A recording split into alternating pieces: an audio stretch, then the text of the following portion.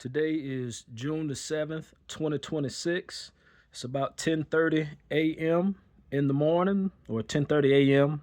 Uh, but I'm on here today because I'm going to do something slightly different to where I made a video that I haven't posted just yet. And this video was made on June the 5th of 2026 at 7:37 a.m. And so the video that I made is about mental restraints, to where I was saying that with these mental restraints, that there are many restraints that have been put on our minds to keep us separated, to keep us arguing and fighting with one another, to the point where it makes it more and more difficult as time goes on for us to come together in order to see through all of the foolishness and the ignorance that is keeping us separate. Because if we really look at the things that we hang on to that separates us as a people, that they are truly insignificant and ignorant reasons for us to be separated and to be fighting one another. But these things are things that we are taught, whether we are taught this in school or taught at home. These are all learned behaviors, okay? In which I'm not saying that we're not different, because from person to person, race to race, there are some differences. But these differences are subtle for the most part. Because like I just mentioned, even within the individual races, we share differences, whether it's eye color, whether it's the shade of your skin color, whether it's your hair texture. So we share subtle differences. But these subtle differences are actually the excuses that we and others may use in order for us to keep each other apart. You see, because like I just said, those are subtle differences. So when it gets down to the individual or races, let's say you got Hispanic and black, or Hispanic and white. When you get to that point, there are subtle differences, which the main differences is what? Hair, texture, skin, color. You see what I'm saying? Because we share more things in common physically as people than we share differences. In which, if we looked at life from that perspective, then maybe we wouldn't be so quick to be judgmental towards one another when it comes down to looks, because we all share more in common than we share differences. Okay, and when I said I was going to do something different, I broke down my video and I wrote things out. So if you keep seeing me looking back, I'm reading off of something too, because I don't remember everything, that I was talking about. But these, excuse me, and so these differences, the reason why the ignorant tend to hold on to these subtle differences to keep us separated is because it gives them the feeling of being in power. If you see what I'm saying, it gives them a feeling of that they're strong by creating this hate between the races and between the individuals. It makes them feel like they're in power. And what you hear sayings, and a lot of times, that the one that angers you controls you to an extent.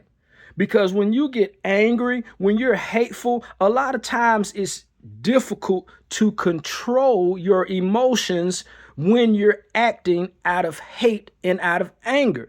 So that statement is somewhat true. The one that angers you is the one that controls you in a sense. Just like this so-called president of this country, and this is not about politics as far as this video, but the so-called president of this country is angering more and more people every day. But yet you see who's actually in control right now, in a sense, is this so-called president. You see? And so I say all that because with hate, it gives people a sense of being in control, gives people a sense of being in power. And then when you take the opposite of hate, which is love, and you include love into a situation, a lot of people associate love with being soft, with being weak. You understand what I'm saying? In which that's what society has done. You know, there's this guy that I was listening to, and I can't remember the name of him, but he kept mentioning the upside down. In which, if you watch that, it's a little show that they film here in Georgia, and they got the upside down. And so society has literally and truly been flipped upside down to where hate is what's controlling society and not love. Because if we were doing things that were helpful to one another out of love, because you hear somebody say, well, I did something which was stupid and hurt somebody, and say they did it out of love. To where one thing that we have to put into our brains is that love does not hurt to the extent where it's putting a person in a position to where they can't function.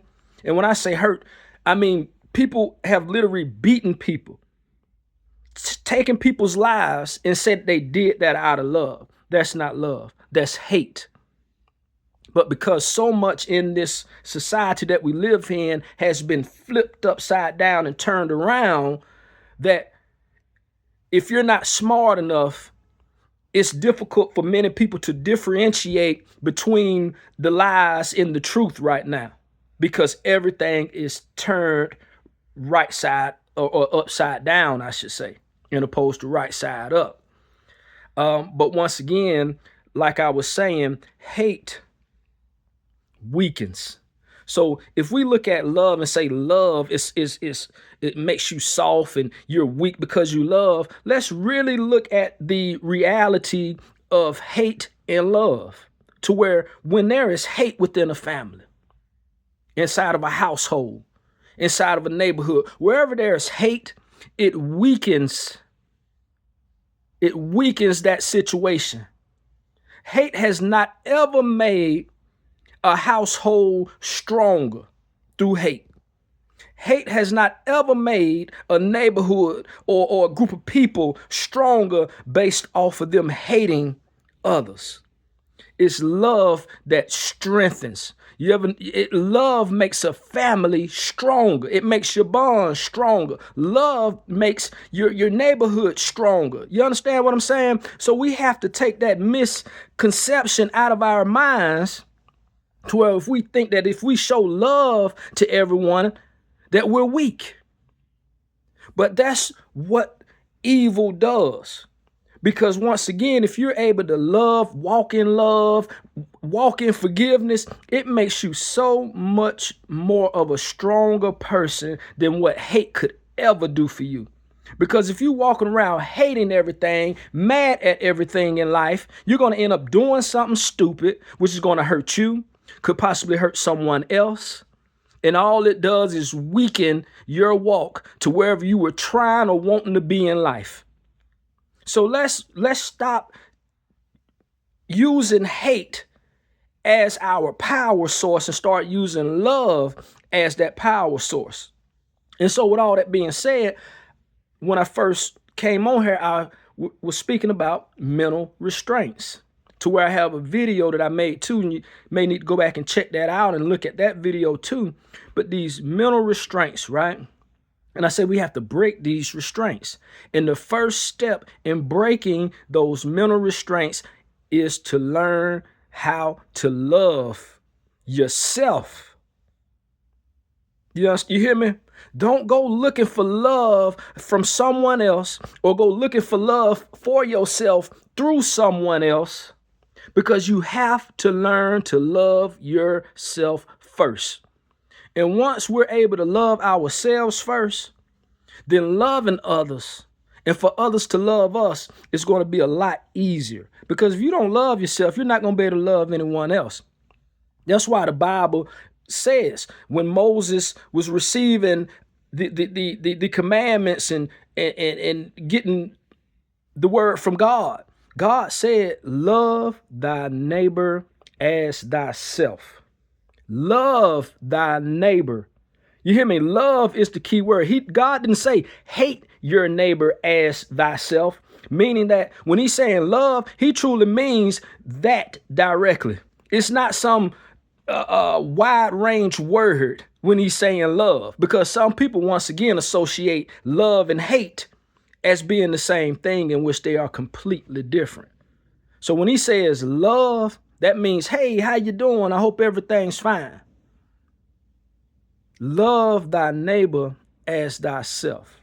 And like I said, that's the first step in breaking these mental restraints that have been placed upon us by society.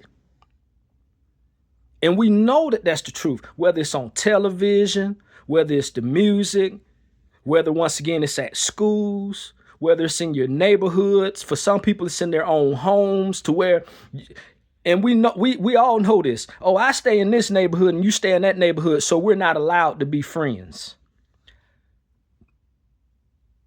Any person with any rational thinking knows that that is one of the most stupidest and ignorant excuses for us to use for us to not be friends with someone else, is that because you live over here and I stay over there, because I wear this certain color or whatever it may be, and you do this and you wear this, that we cannot be friends.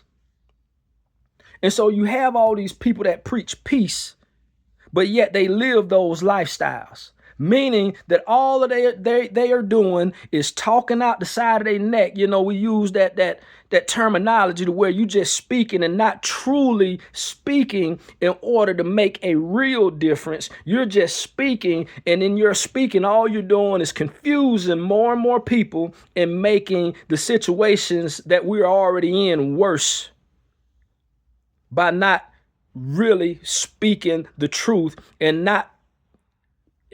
by not living those truths. Okay, and which I understand we all are going to backslide at some point in time. I get that.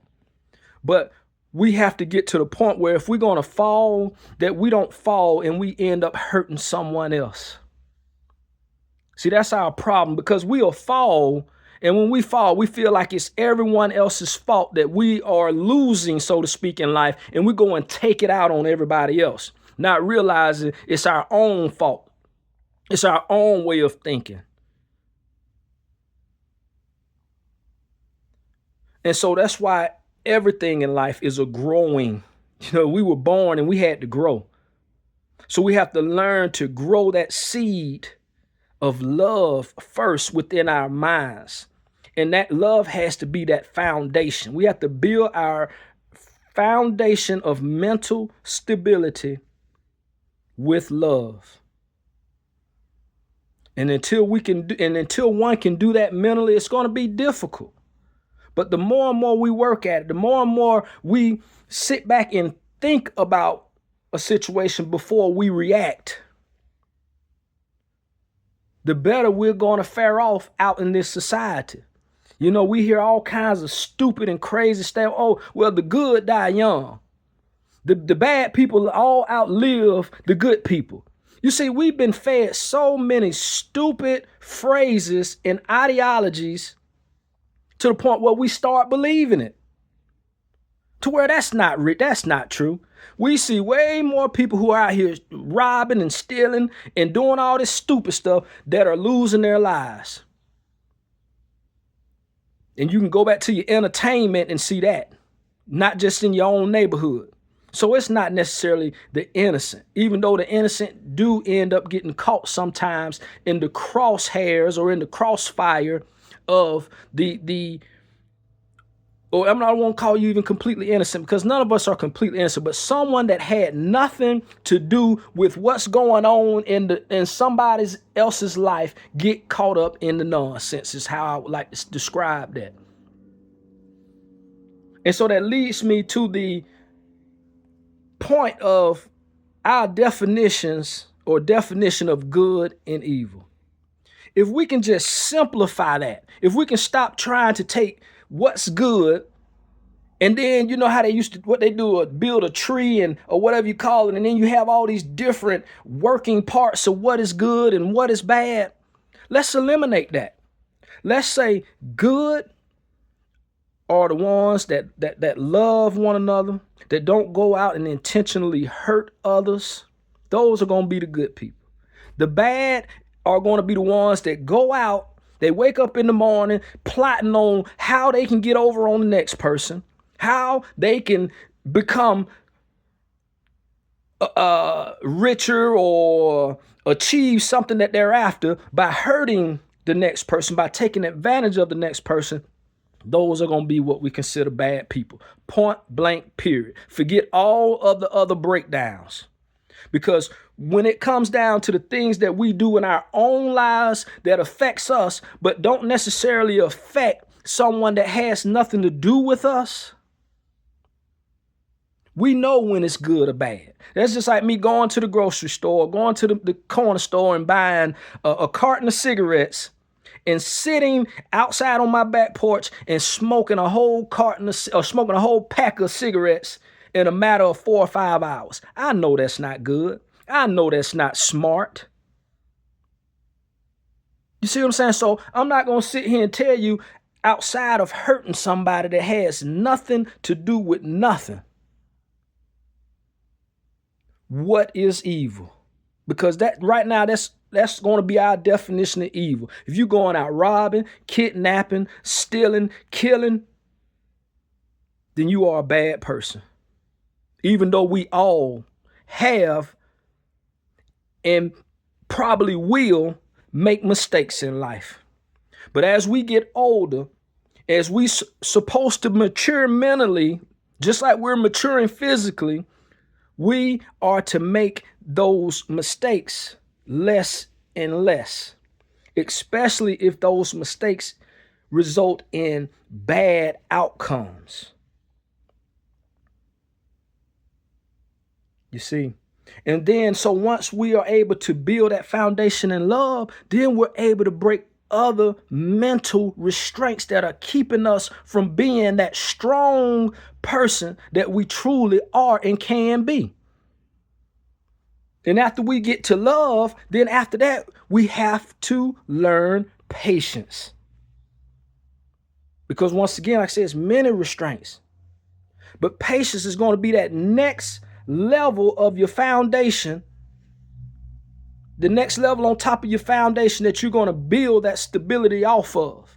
Because without patience, we make impulsive and irrational decisions when we don't have patience in life. And I say we, in which I'm still working on patience for certain things. But what we need to most definitely start at after building that foundation in love is having patience with others. You see what I'm saying? That's the most important thing to have patience in anyway. You get what I'm saying? Whether it's patience waiting on the check or something like that. Yeah, it's good to be patient with that. But I'm talking about with others. Whether you driving, somebody's moving a little slower than what you may want them to be moving, even though the speed limit says 40, that person is going the speed limit, but yet for whatever reason, you feel like the speed limit should be 45 or 50 and you're in a hurry, and now you have an attitude towards somebody that's only doing what they were supposed to be doing anyway. So we have to wake up, y'all. We have to stop using or letting impatience cause a lot of these issues that we're dealing with in society, because we see it every single day. Impatience is causing a lot of disruptions. And I'm going to give you a real example. So Friday, I was about to head off to work. So I'm sitting in my car. You know, I like to start it up, let it, heat up a little bit or whatever have you. So I'm sitting in my car and another vehicle pulls up and it turns around and it parks near my car. So I sat there and I sat there and I sat there and I sat there until that car or that driver decided to leave. Now, I could have left and that driver could have come back and done something. Yeah, I get that. Which thankful to God that didn't happen. But what I'm saying is that you have so many people that let hate control them, that they would have approached that vehicle. And that car probably only sat out there, to be honest with myself and with anyone else, it probably sit out there no more than 5 minutes. But because we are so impatient as people, that 5 minutes to some of us seems like 30 minutes to an hour, because we are impatient. You see what I'm saying? And so, once again, others would have let hate, even though they wouldn't have associated with hate, they would have associated with it with curiosity, protection. But it truly would have been hate. They would have approached this vehicle, and yeah, the person would have been, oh, I work for Uber or whatever. I'm just seeing some, conversation could have went well. But then in other cases, people react, and you come to them, and you may feel like you're asking them in a nice, calm way, but they may perceive the way that you're coming at them as aggression. And so this person who might have just been there once again to pick somebody up or was lost, getting direct, who knows what the situation may have been.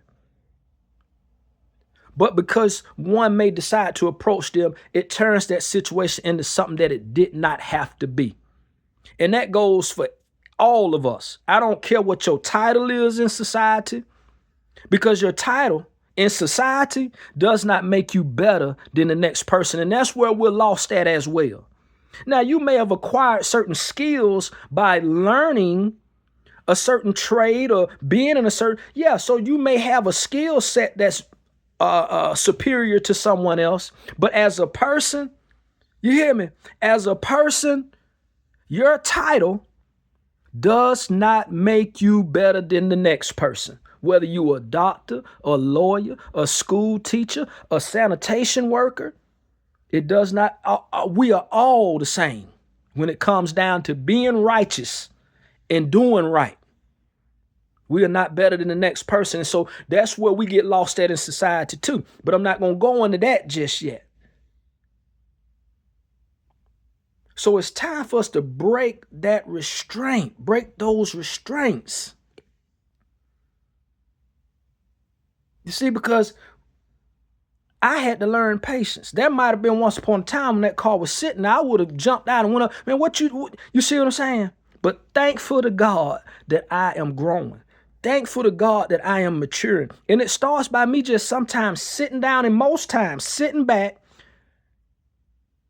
and being within my own thoughts to make myself stronger. Not looking for somebody else per se to make me stronger. Because I'm not saying that we don't need help in life. And when I say that, that's going to lead me into the next thing that I would like to talk about as far as needing help. Because help doesn't always per se come from somebody sitting down with you talking to you. But in order to understand what I'm trying to say is that people take medications, right? You have some people that take medications for anxiety or depression or whatever it may be. And I'm not saying that that's completely wrong, but it becomes bad when we start involving pharmacists in these big companies that truly are just coming up with drug after drug, with side effect after side effect, in which everything in life may have a side effect. But when you're taking something for a mental disorder and it could put you in the hospital, then that's a problem. But I'm not going to go into that. But what I'm not saying is that drugs, that I'm not going to call them drugs, but that these outside sources are completely bad either. Because personally, and this is my personal opinion, and this is my personal experience, is that I feel like God did give us plants, trees, and flowers in order to put together things to help ourselves in life, because trauma is real. Correct? If you fall and hurt yourself and cut yourself and you bleeding everywhere, and you may need some type of aloe vera or something to put on that to help heal that faster. You see what I'm saying? That God has put things for us to put together. He created these things for us to put together in order for us to live a better life. But like with everything, it can become excessive. It can become too much. You see what I'm saying? So when they started I'm just going to take marijuana, for example, to where marijuana is has a calming effect on most people. And some people get more of a happy effect. You see what I'm saying? But you can abuse that. You see what I'm saying? When you start doing it just because you want to get high and not doing it because you want to get to a certain point, because just like you have to eat every day for the most part or drink water every day for the most part, you may have to take your dosage of whatever it is every day. But it becomes excessive when you see somebody, as soon as they finish with one, they own another one, and so on and so on. And so that's all they're doing all day. And then after that, they're drinking on top of that. And then they got to go and get some powder on top of that. And then they got to go get some cough medicine on top of that. And so even the pharmacists have gotten to that point to where they may have had something that was good, and then they want to try and make it better. You see what I'm saying? And that's where we lose at. Because once again, you may have had something good in your marijuana, or you may have had something good by taking you a shot of something just once a day or twice a day or 3 times a day. But then you started adding on other stuff with it and adding to it and doing more and more. So now you have become greedy. You have become, it's another word that God used, but we are indulging too much now at this point to where it's no longer helping us. So it has its levels to things in life, and we have to know, okay, well, this is all I need to do, X, Y, and Z. And I'm going to go back to myself, because at one point in time, and it was only on the weekends, because I was normally off on Sundays, and then maybe one day off during the week, but normally once or twice a week, I would sit outside after everyone went to sleep or whatever have you, and I may smoke something. You see what I'm saying? And this is not for children, because I don't agree with children doing this. I don't even agree with certain adults doing it if you don't have your mind right, like I was just saying. But this wasn't every day. This wasn't all day where I had to do this. You see what I'm saying? But it started getting to the point where, because it was at night, come the next day, I would be asleep to 2 o'clock. You see what I'm saying? Getting up late. So and it just started taking a toll on me, because I wanted to do more with my kids, my children. I wanted to do more with my family. You see what I'm saying? Spend more time with them when I wasn't working. You see what I mean? And so I got on my knees and I prayed, and I meant everything that I asked for, and it was taken away from me. You see what I'm saying?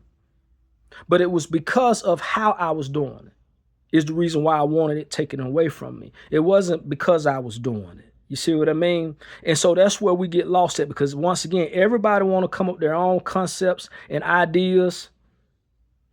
And in the long run, if you know that what you're doing in your life is not right, then you know for yourself. So it's not for me to sit here and tell you whether or not it is. But if you're going out and intentionally, once again, hurting others, then you are evil. You are bad. And if we could just look at it like that, it would start to bridge this gap that we have created with each other and between one another, to where we would start seeing society loving more, caring more people possibly coming to know Jesus, instead of people running from him because you can't. All I'm saying is don't go hurt other people.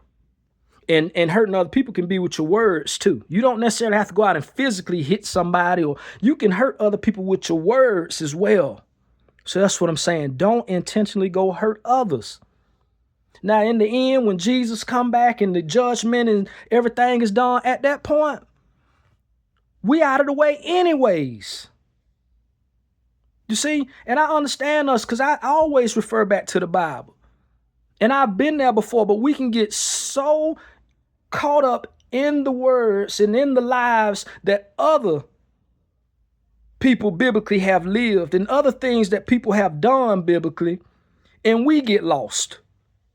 We get lost out here in real time, because we so caught up in what happened 2,000 years ago And this is not referring to Jesus when I say 2,000 years ago. That's one situation.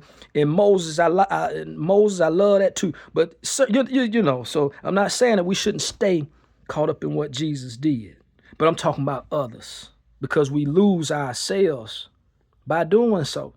And what did Jesus teach? Jesus only taught love. He did mention certain things that we do will condemn us. He did say that. But he still taught that through love. He wasn't condemning us to say, well, that's what he wants to happen to us. He was saying that he doesn't want that to happen to us, that he wants us to live this way. So it wasn't through hate that Jesus did and said anything. So that's where people get lost. Now, God is God. That's just like me as a father, or a dad, I should say. But there's still things that I can't compare myself to God. I'm unable to go out here and create an entire universe. You see what I'm saying? Yeah, I may be able to lay down with a woman, my wife, and we create life. But it's not for me to take that life. But God is on a whole nother level. So people get mad with God, destroyed Sodom and Gomorrah. God did it. Yes, he did. Because he sent people there and warned them time and time again, and they refused to listen. But that's God. You see, and so that's why we are lost. We got people running around here thinking that they're God. So they think that they can go and take someone's life and it's okay because they feel like they're God. But as we can see, all these people that claim to be God are aging. They're starting to lose certain strengths that they may have had 20 years ago. They're dying. God doesn't die. Just like I've been on God's green earth for 44 years, others have been here for 100 years. That means that this planet and the things of God have been around for a long time. And I know I kind of went off a little bit because I was talking about how to break the restraints through love first and then learning patience next.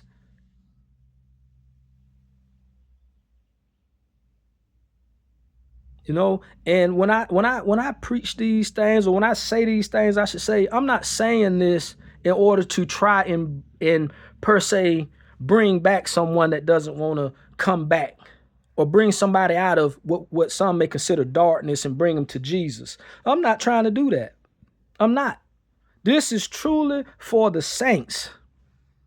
If you are a believer, a liver, and living is when I say liver, but living and doing the things that Jesus would like you to do and want us to do, then you are a saint. And this is for y'all, for us. We have to stay patient, because I know that it's getting to the point where a lot of people are starting to lose their faith slowly because they don't know what to believe in anymore. Because you have AI and all this technology that's coming forth, in which I said it, and a lot of people already understand it, that this AI and this technology is going to eventually become the mark of the beast. And whether I pass away for not receiving the mark, or you pass away for not receiving the mark, at least you know that heaven is real. Or should I say that hell is real, to scare you? Because if hell is real, most definitely heaven is real. So that fire that people may think is just imagery, that fire that people think is just something that is a fairy tale that has been made up for bedtime stories. No, that fire is real. That falling, that Satan, that is real. And I'm telling y'all this, not because I read it, not because I laid down and was asleep one day and God gave me a dream, because God does work through dreams. So I'm not saying that don't happen. But I experienced this with my eyes wide open. I experienced this while I was awake. And so that's what makes it a little bit different for me when I come on here and when I say these things. Because I know for a fact that fire ain't nothing to play with. I know for a fact that those chains that was spoken of, it's not once again some metaphor. When God said that the beast and Satan and Babylon, all these ones were chained, No, that's not metaphorically. It's truly a real situation. But see, because you have AI right in front of you, because you're able to call on your AI and get results, or because you can go and find and you're going to get this chip a lot of people going to get this chip to where they can interact with everything around them in society through this chip, through all this face recognition. The chip going to open up the doors to all your stuff. It's going to do all of this for you. Not realizing that all that garbage is vanity. It's all vain. How many cars have most people? And I'm not saying you had a lot of cars in life, but I'm just saying, let's say if you got a car right now and somebody came to you with this new car with no miles on and said, well, give me your old car and I give you this new car. Most people may give them the old car for the new car. Most people. And I only say that because we that quick to give away something, then it just shows you how vain it is. When we out here killing over $50, $10, and when you get caught, you sitting in somebody's prison for the rest of your life. It shows how vain and how much of a vanity that even this money is. Now, I'm not saying you don't need to live, but you don't have to go and hurt nobody in order to do it. It's easier, believe it or not, it's easier to go work at McDonald's than to go rob the people on the corner to get what you want. It's easier. And it's most definitely safer. And I ain't saying it's easy to get a job at McDonald's because, all this stuff these jobs sometimes make it difficult for you to get a job. But that's when, and it's like I say, it's not about the government, but that's when the government should step in. If the government see you out there busting your tail to try and make a living for yourself and you cannot do so, the government should help you out, period. But the government is so fixated on, quote unquote, eliminating the debt of this country, which is trillions of dollars, but yet they're adding on to the debt every single week. But they're not helping the ones in their own country that need the help. It just goes to show you that those politicians, they're not here for us. They're here to make themselves look a certain way. Everybody, people want to have, not everybody, because I don't, but people want to have their face on billboards. They want to be all over the television screen. They want to be seen, but they ain't doing a darn thing for their community. And that's where a lot of these politicians' heads are. And you hear me say politicians. I didn't say what color you wear, because once again, what did I say before? They use things to keep us separated so that they can keep control over us, so that they can feel like they're in power, and it's all done, and it creates what? Hatred. And only through what can we actually live together is through love. That's the only way we're going to be able to live together. So we got to start straightening up. But like I was saying, that I didn't come on here for the ones that feel like, man, and they don't want it. Don't hear it. I don't need you to hear this. Because there comes a time where we have to stop going around and trying to save souls, if you see what I'm saying. Because if you ain't coming back, you ain't coming back. So it comes to that point, period. But if you decide you want to continue doing that, I'm not mad at you. Do that. Continue to spread God's word. But all I'm saying is it comes to a point where God's word has made it from one end of this planet to the other end of this planet. So now if you're going out into the jungles of Nicaragua and the jungles of Costa Rica and you finding people, man, hey, do your thing. And women, if y'all finding people and it won't be, but do it. But for the most part, 99% of civilization has heard and has actually called upon the name of Jesus. But I just want to come on here, like I say, and do something a little different. I'm going to give y'all the raw video too, because I like the raw video. Because most times I jump on here and just tell you and I don't, write down anything that I'm saying, and if I'm writing it down, it's typically just kind of breaking down what I was talking about. But y'all take it easy out there. Y'all, like I said, love. And when I feel like sometimes I may want to react a certain way, but the first thing I think about are others. And I think about it through love. And it helps me, y'all, I kid you not, because every day that we go out here, we could be angry about something. We just can. Every day. But we have to remind ourselves, no matter what, love. And love, like I say, it's patience, and it's gonna be some other things that I'm on, because it's gonna be a series of breaking these chains off of our brains, off our mental thinking, off way of thinking, mental. Yeah. And so, but yeah, we through patience, and like I say, love is patience. But at the same time, there has to come a point in life too where we have to step away. You see what I'm saying? If you in a situation and you love the person, or whatever it may be, I ain't saying because you're married, I'm just saying in general, it could be a friend, it could be anything, and it's becoming abusive, or it's getting to the point where you feel like you're going to react in a way that's going to put you in Fulton County, you see what I'm saying? Then at that point, it's time to step away. It's easy. People say, and we've heard that phrase for years and years, that it's hard. It's the person that walked away from violence and is stronger than the person that reacted. They truly are.